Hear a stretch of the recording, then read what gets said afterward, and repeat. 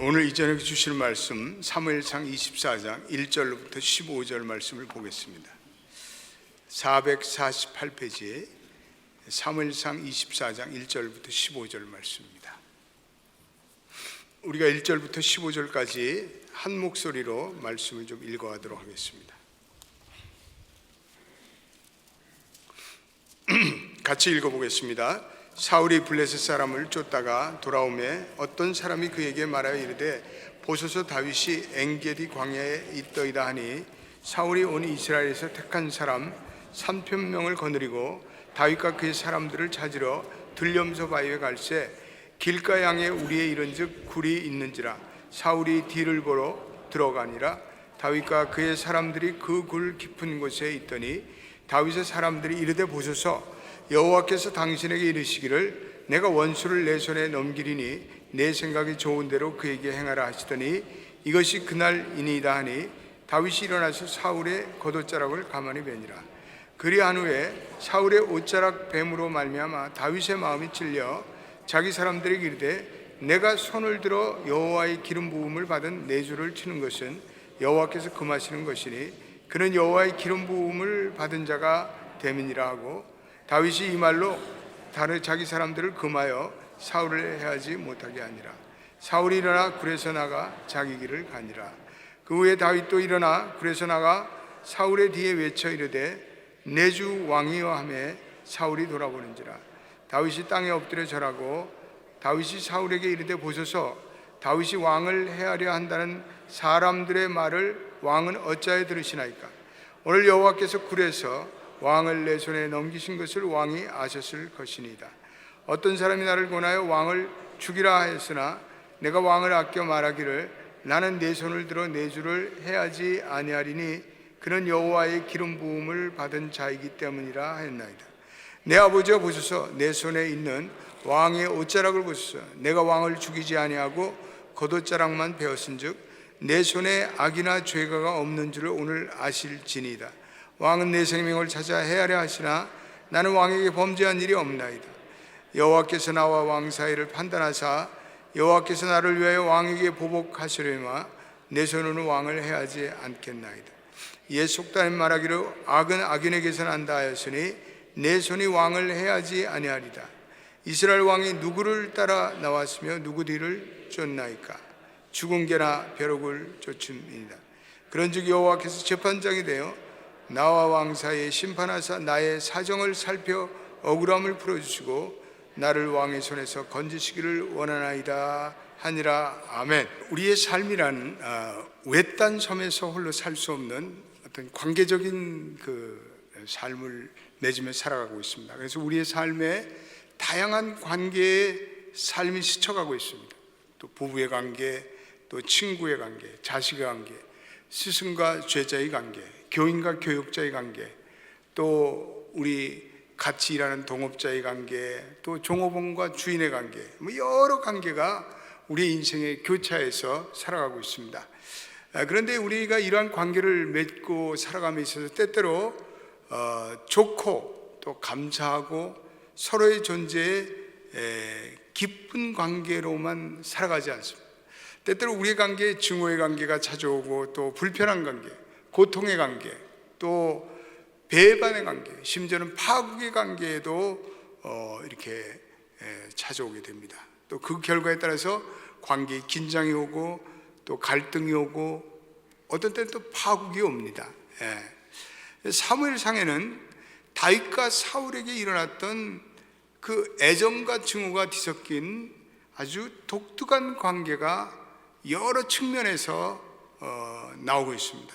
그래서 그것을 우리가 살펴보면서 오늘 우리가 도대체 어떻게 관계를 잘 맺어갈 수 있을까, 또 어떻게 관계를 잘 맺는 것이 하나님의 뜻인가, 이런 것에 대한 몇 가지 교훈을 좀 우리 생각을 해보고자 합니다. 오늘 이 본문은 사실은 굉장히 긴장감이 감도는 얘기입니다. 위험과 불안과 놀라움이 오늘 본문에서 잘 나타나 있습니다. 그저 흥미진진한 그런 얘기가 아니라 오늘 이 다윗과 사울의 그 관계는 모든 우리 그리스도인들의 삶에 어떤 관계적인 삶에 적용될 수 있는 굉장히 중요한 그런 얘기입니다. 그래서 하나님은 때때로 우리의 관계를 통해서 믿음을 세워나가고 우리의 영성을 깊게 하고 우리의 인생을 성숙하게 합니다. 때때로는 고통스러운 인간관계를 통해서, 또 배반의 인간관계를 통해서, 또 파국의 인간관계를 통해서 우리의 인격을 세워나가고 우리의 영성과 인품이 자라나기를 원하십니다. 그래서 우리가 바른 인간관계를 할 때는 모든 긴장과 갈등 가운데도 우리가 하나님의 뜻을 추구하면서 하나님의 원리 가운데 우리가 인간관계를 추구할 때 거기에 하나님께서 우리에게 승리를 주십니다. 그래서 모든 어떠한 인간관계도 우리 그리스도인들은 하나님의 절대적인 주권의 바탕을 두고 우리가 우리의 관계를 맺어가야 할 줄로 믿습니다. 저는 개인적으로 좋아하는 말씀이 잠언 16장 7절 말씀입니다. 화면에 한번 띄워주세요. 잠언 16장 7절 같이 한번 읽어보겠습니다. 시작. 사람의 행위가 여호와를 기쁘시게 하면 그 사람의 원수라도 그와 더불어 화목하게 하시니라. 사람의 행위가 하나님 앞에 바로 서 있으면 그 사람의 원수라도 그와 더불어 화목하게 한다고 이렇게 말씀하고 있습니다. 저는 이 지나간 세월 목회를 하면서 잠언 16장 말씀을 제 좌우명같이 생각하며 살아갑니다. 이게 목회를 하면요, 목회는 수많은 인간관계의 갈등과 때때로 오해가 점철됩니다. 이 목회를 하시는 분들이 보면은 목회를 잘 하시는데 관계를 잘못하셔요, 목사님들이. 결국은 그것으로 인해서 어려움을 겪고 고통을 겪습니다. 그런데 사람의 행위가 하나님을 기쁘시게 하는 성경적인 근본 원리를 가지고 우리가 인간관계를 맺어나갈 때 하나님께서는 반드시 사람의 관계에 있어서 은혜를 주신다는 믿음을 우리 성도들은 갖게 되시기를 축원합니다. 그냥 장깨를 피고 그리고 잠시 반짝거리고 그리고 무슨 마키아벨리처럼 비열하게 머리를 쓰고 그런 것이 단기적으로는 도움이 될지 몰라요. 그러나 여러분, 장기적으로는 모든 세상의 관계 속에서는 하나님의 절대적인 어떠한 신뢰 가운데만이 인간의 관계가 바로 지탱될 수가 있습니다. 여러분들이 단기적으로는 좀 갈등이 있을 수 있고 오해를 받을 수 있고, 그래도 여러분들이 하나님을 기쁘게 하시는 삶을 살면 하나님께서 관계 문제도 해결해 주신다는 그런 믿음을 갖게 되기를 정말 간절히 기원드립니다. 그래서 우리 연합교회 성도들은 그런 하나님의 원리와 공식에 따라서 리더십을 행사하고 좋은 리더가 되고 관계에 있어서도 전문가가 되시고 그렇게 하시길 바랍니다. 그래서 오늘 하나님을 향한 절대적인 신뢰 가운데 자기의 문제를 풀어갔던 다윗과 사울의 인간관계에 있어서 오늘 본문의 요지는 우리 모두에게 아주 귀한 교훈이 되는 말씀입니다. 여러분, 오늘 1절을 우리 한 번 더 읽어보겠습니다. 1절을 1절이 시작. 사울이 블레셋 사람을 쫓다가 돌아오며 어떤 사람이 그에게 말하여 이르되 보소서 다윗이 엔게디 광야에 있더이다 하니. 여러분, 거기 엔게디 광야라는 데 줄쳐놔요. 이 구약에 있어서는 엔게디 광야, 소금바다라고 부르는 사해 바로 옆에 있습니다. 그래서 여러분들이 이스라엘의 성지순례 가신 분들은 어떤 가이드는 엔게디 광야로 이렇게 사람들을 데리고 갑니다. 거기에 절벽이 막 기암 절벽이 있고 거기에 계곡이 있고 그리고 협곡과 수많은 동굴들이 있는 지역입니다. 그래서 숨어 있기가 좋아요. 그런데 그 엔게디 광야로 다윗이 사울이 3,000명의 자객들을 풀어놓습니다. 3,000명, 여러분 숫자가 3,000명 엄청난 숫자입니다. 3,000명과 함께 사울이 다윗을 쫓고 있습니다. 그래서 다윗이 그 엔게디 광야를 지금 헤매고 다닙니다. 다윗에게는 아마 엔게디 광야를 헤매고 다니면서 지난날의 세월들이 떠올랐을 것입니다. 사무엘 선지자가 어느 날 다가와서 그 뿔에 기름을 채우다가 기름을 붓고, 그리고 너는 이스라엘의 왕이 될 것이다. 그리고 10년이 지난 엘라 골짜기에서 골리앗을 물리쳤을 때 다윗을 지원하는 함성이 들리고, 그때부터 사울의 왕의 눈에 들어서 왕궁을 드나들기 시작했는데 사울 왕이 악령이 걸린 거예요. 그때 다윗이 하프를 치며 그 영혼을 위해서 기도하였습니다. 그때 다윗이 노래할 때 사울이 다시 한번 심령의 평안을 찾습니다. 그런데 어느 순간에서든가 사울에게 있어서 이 이기심과 증오심이 발작하기 시작했습니다. 그래서 사울은 미친 사람처럼 노래하는 다윗을 향해서 창을 던져버렸어요.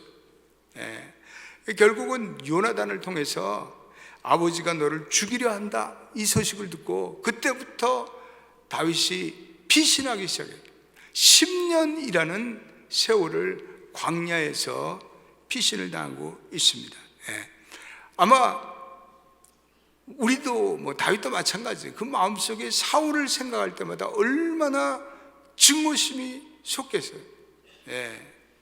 다윗에게 있어서는 광야 생활이 그의 삶 속에 있어서 중요한 위치를 차지합니다. 다윗이 스스로 원해서 광야를 들어간 것도 아니고 자기를 죽이려는 사울 왕을 피해서 광야로 이렇게 도망을 다닙니다. 지금 도망자의 신세예요. 그런데 다윗이 그 광야를 방향하면서 광야의 영성을 체험합니다.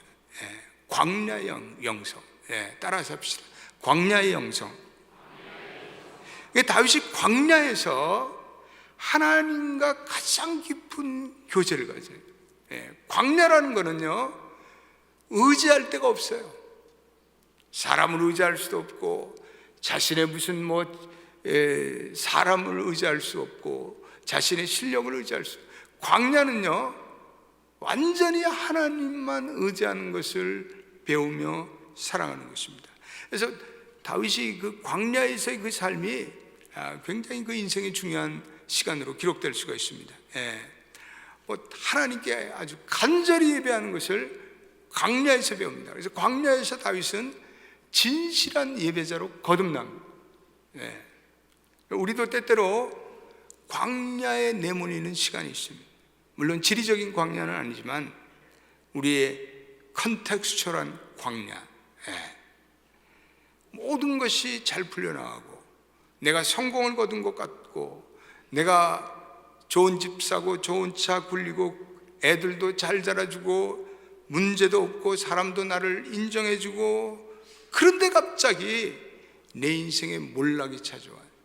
내 인생에 정점을 찍고 내 인생이 추락, 도저히 이해할 수 없는 일들이 생기고 내 내면의 우리의 외적인 상황에 어떤 어려움이 강타, 가정에, 직장에, 사업에, 내 신체에, 감정에, 내 결혼 생활에 급작스러운 추락이 이루어집니다. 그럴 때 우리가 어떠할지는 모르죠. 우리의 생이 광야로 내쫓기는 거예요. 다윗처럼 광야의 시간이 찾아오면 우리는 절망합니다. 겁을 집어먹어요. 광야는 진정 우리의 생에 있어서 죽음과 위험에 직면하는 것입니다. 그런데 광야의 시간이라는 것은 어떻게 보면은 우리가 절망과 그리고 공포만 주어지는 것이 아니라 광야 속에서 우리가 지난날 체험할 수 없었던 그러한 하나님에 대한 새로운 경험을 우리가 하게 됩니다. 하나님을 새롭게 경험하고 또 하나님을 듣고 보고 체험하는 새로운 은혜가 펼쳐질 수 있는 것이 또 광야입니다. 그래서 우리가 이 광야의 시간을 어떻게 보내느냐에 따라서 하나님의 위대한 신비와 은총의 도우심을 경험할 수가 있습니다. 다윗이 자기의 충성된 부하들과 함께 3,000명의 추격자들을 피해서 광야의 어느 동굴로 피신을 해요. 근데 그 동굴 속에서 잠시 휴식을 취하고 있었어요. 근데 고단한 몸을 쉬고 있었는데 그 동굴 입구에 사람의 그림자가 하나 나타나는 거예요. 근데 그게 보니까 사울이에요. 사울. 그러니까 그렇게 가까이 사울을 마주한 적은 다윗과 다윗의 부하들에게는 없었습니다. 그러니까 다윗의 바로 코앞에 한 2m, 3m 바로 앞에 사울이 나타난 거예요. 근데 이 다윗의 앞에 나타난 거예요. 근데 이 사울이 다윗의 일행을 알아보지 못합니다. 왜냐하면 이 장렬하는 태양의 사막의 빛을 보다가 갑자기 이 동굴에 들어오니까 눈이 그 환경에 적응이 되지 못했습니다. 그러니까 사울이 들어와서 무슨 일을 했냐면 자기의 칼을 내놓고, 그리고 겉옷을 벗고, 그리고 오늘 보니까 사울이 생리작용을 했다.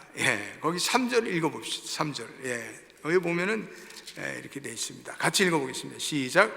길가 양에 우리에 이른즉 굴이 있는지라 사울이 뒤를 보러 들어가니라. 다윗과 그의 사람들이 그 굴 깊은 곳에 있더니. 그러니까 사울이 지금 생리작용에 들어간 거예요. 그러니까 이 부하들이 지금, 다윗과 부하들이 등이 자기를 향해서 있고 그 모든 것을 다 그들은 보고 있는 거예요. 그러면서 볼일을 보고 다윗이 그 자리에 잠시 누웠어요. 겉옷을 계속 벗어놓고 누웠어요. 사울도 지쳐 있었죠. 그들이 잠깐 낮잠을 자고 있었어요. 그런데 그때 숨지고 있던 다윗의 젊은 친구 하나가 갑자기 칼을 들고 그 사울을 응시하며 그 사울을 죽이려고 뛰쳐나가기 일보 직전입니다. 다윗이 그때 그를 만류했어요. 4절을 읽어보십시오. 4절을 같이 읽어보겠습니다. 시작. 다윗의 사람들이 이르되 보소서, 여호와께서 당신에게 이르기를 내가 원수를 내 손에 넘기리니 내 생각에 좋은 대로 그에게 행하라 하시더니 이것이 그날이니이다 하니 다윗이 일어나서 사울의 겉옷자락을 가만히 베니라. 이거 참 굉장한 말씀입니다. 대장님, 지금 하나님께서 우리에게 절호의 찬스를 주셨습니다. 저 사람이 당신을 죽이려 하는데 지금 하나님께서 기회를 주셨고 저 사람의 목숨이 우리 앞에 있습니다. 이제 저 원수를 죽여야 합니다. 그리고 이제 우리는 저 지긋지긋한 도망과 망명생활을 오늘 종지부 찍읍시다. 이런 거예요. 다윗이요, 그때 이렇게 얘기해요. 다윗이 6절 말씀에 읽어보겠습니다. 시작. 자기 사람들에게 이르되 내가 손을 들어 여호와의 기름 부으심을 받은 네 줄을 치는 것이 여호와께서 금하시는 것이니 그는 여호와의 기름 부음을 받은 자가 됨이니라 하고, 그는 하나님의 기름을 부으신 자요, 난 그 사람을 칠 수가 없어. 내가 사울이 두려워서가 아니라 아직도 사울은 하나님이 인정하시는 왕이요, 나는 나의 모든 억울함이 있지만은 그래서 하나님께 맡기겠어. 그리고 다윗이 잠들어 있는 사울을 향해서 곁으로 가더니 사울의 겉 옷자락을 움켜잡고 조금만 살짝 잘라내요. 그런데 더 오늘 본문에 흥미로운 것은 5절이에요. 5절을 한번 읽어보겠습니다. 시작. 그리한 후에 사울의 옷자락 뱀으로 말미암아 다윗의 마음이 찔려. 거기다 여러분 줄 쳐놓으세요. 이게 참 중요한 말씀이에요. 그러한 후에 사울의 옷자락 뱀으로 말미암아 다윗의 마음이 찔렸다. 왜 다윗이 사울의 옷을 뺀 것이 다윗의 마음을 찔렀을까요? 우리는 여기서 다윗의 깊은 마음을 우리 이해해야 돼요. 왜 그랬을까?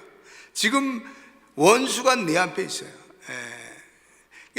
다윗에게서는 어떤 의미에서 심정적으로는 사울이 무슨 마스터겠어요? 주인이겠어요? 상전이겠어요? 원수일 따름이죠. 사울을 죽이기만 하면 이 모든 것이 이제는 종지부를 뜯는데 다윗은 그 일을 하지 않아요. 왜 그랬을까요? 오늘 이 다윗의 부하들이요, 4절에 보면 여호와께서 당신의 이기를 내가 원수를 내 손에 넘기리니 내 생각에 좋은 대로 그에게 행하리라, 이렇게 얘기를 해요. 우리도 동일한 유혹을 받아요. 주와 하나님께서 이런 기회를 내게 주셨어. 원수를 갚는 기회를 주셨어. 그러니까 이건 하나님이 보복하라는 하나님의 뜻이야. 이렇게 내 주장을 합리화해. 다윗 대장님, 하나님께서 사울을 이곳으로 인도하셨습니다. 그러니까 그 사울을 죽입시다. 근데 다윗은요, 영적으로 분별력이 있어요.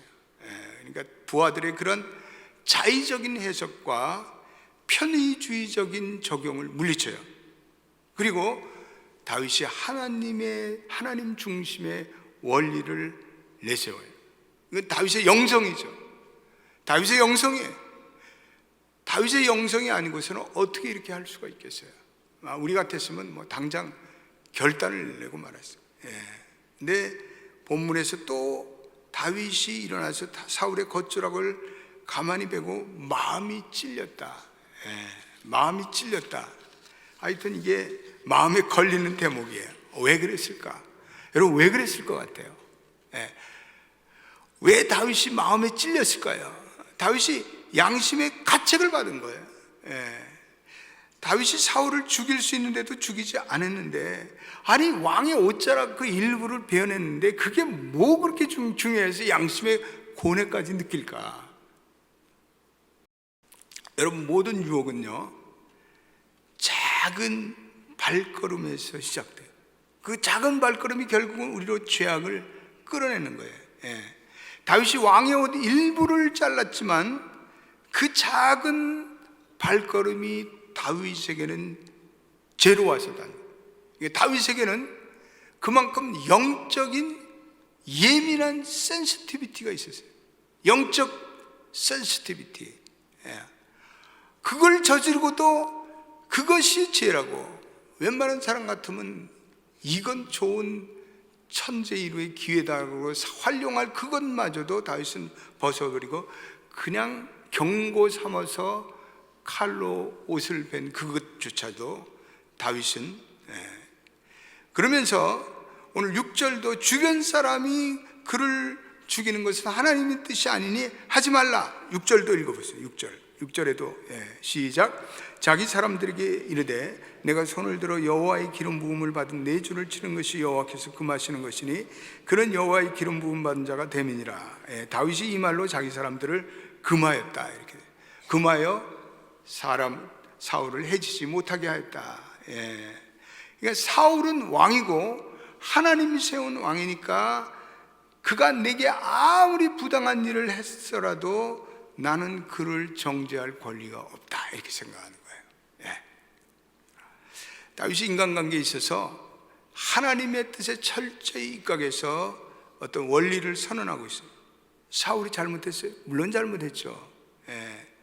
그것을 바로잡는 것이 다윗의 일입니까? No, 그건 아니에요. 그래서 다윗은 사울을 하나님께서 기름 부은 자라고 생각했고, 사울이 살아있는 동안은 여전히 하나님께서 그에게 권위를 주셨고 그를 왕으로 인정하고 있다고 믿었어요. 그래서 자신은 여전히 그를 마스터로 대해야 된다고 생각한 거예요. 다윗에게는 무슨 저급한 복수심 따위는 없었어요. 그러면서 다윗이 그 와중에서도 아마 내면적으로 계속해서 어떤 죄의식과 씨름을 벌이고 있었어요. 그러면서도 하나님과의 절대적인 신뢰에 들어가면서 원수 갚는 것이 내게 있으니 내게 갚으리라는 하나님의 뜻을 기억했어요. 12절 말씀, 15절 말씀도 한번 읽어보겠습니다. 15절 시작. 그런즉 여호와께서 재판장이 되어 나와 왕 사이에 심판하사 나의 사정을 살펴 억울함을 풀어주시고 나를 왕의 손에서 건지시기를 원하나이다 하니라. 그러니까 다윗에게는 재판장이 내가 돼서는 안 된다 이렇게 생각하는 거예요.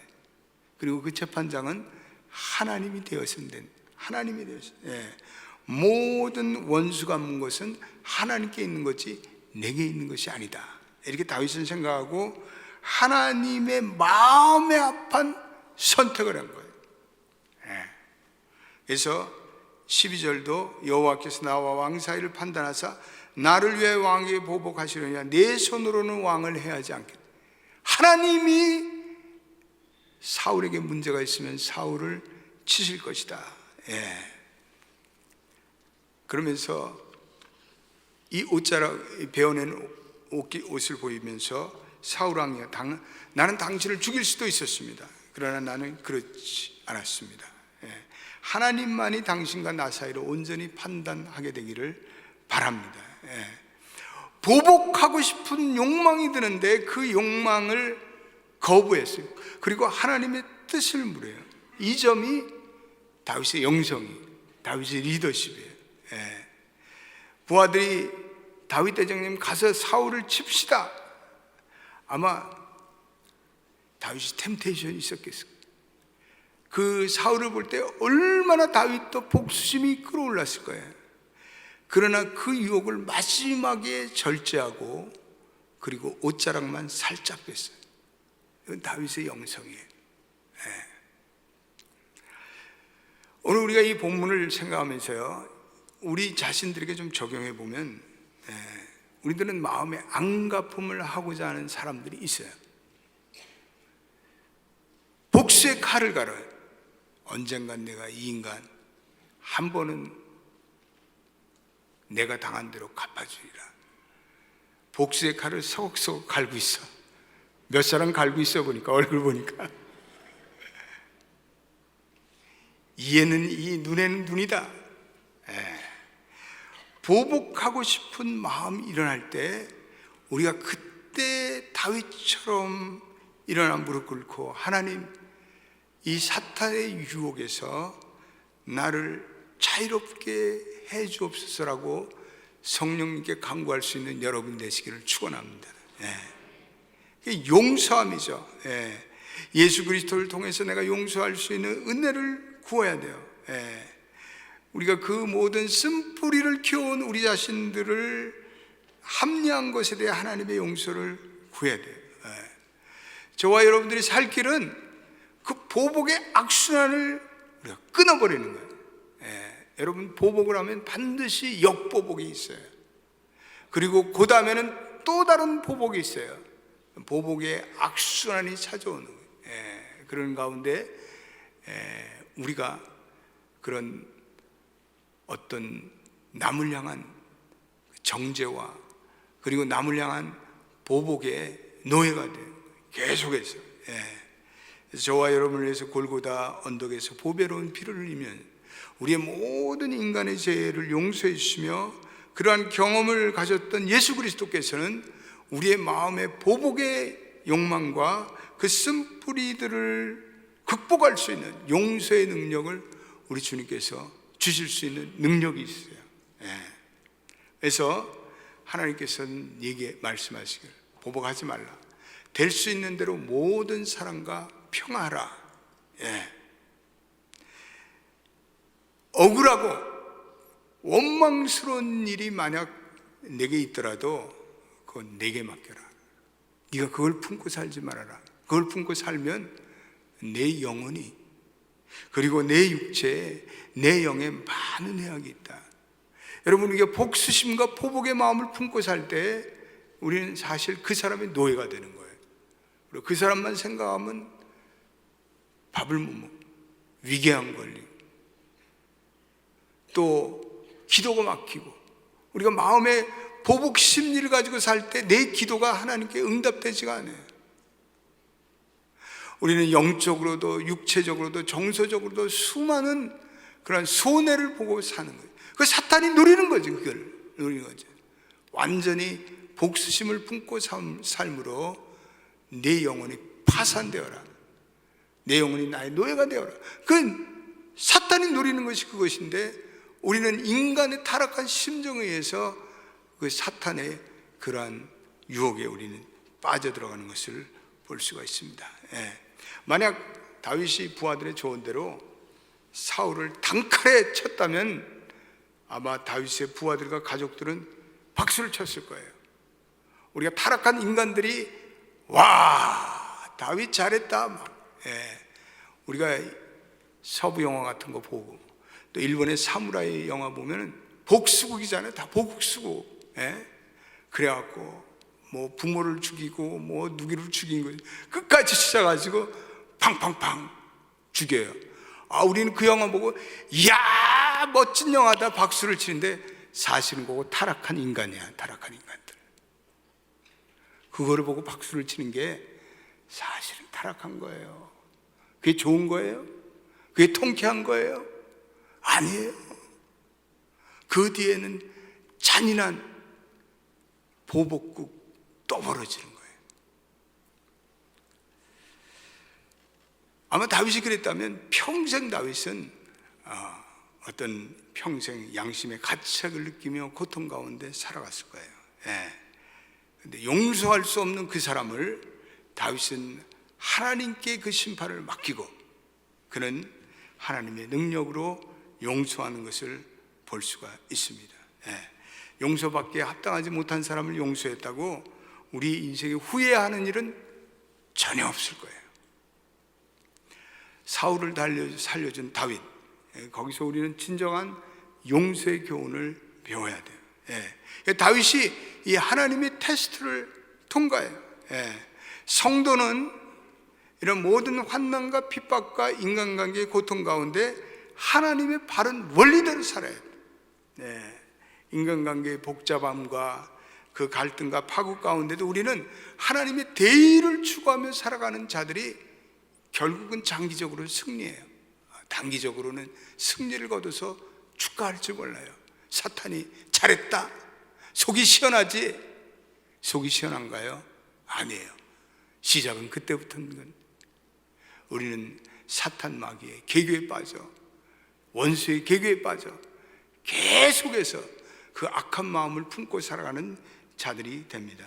우리는 그런 모든 관계의 파국과 어려움과 갈등을 우리는 하나님께 기도함으로 우리의 영성을 키워감으로 용서를 배양함으로 우리는 우리의 신앙과 인격에 진정한 리더십을 배양해 나가야 돼요. 어떠한 우리에게 닥치는 환난과 핍박과 인간관계의 어려움도 하나님의 목적을 좌절시킬 수는 없어요. 오늘 이 다윗의 영성과 리더십과 인간관계가 여러분과 저의 영성과 인간관계와 리더십이 되기를 주의 이름으로 축원드립니다.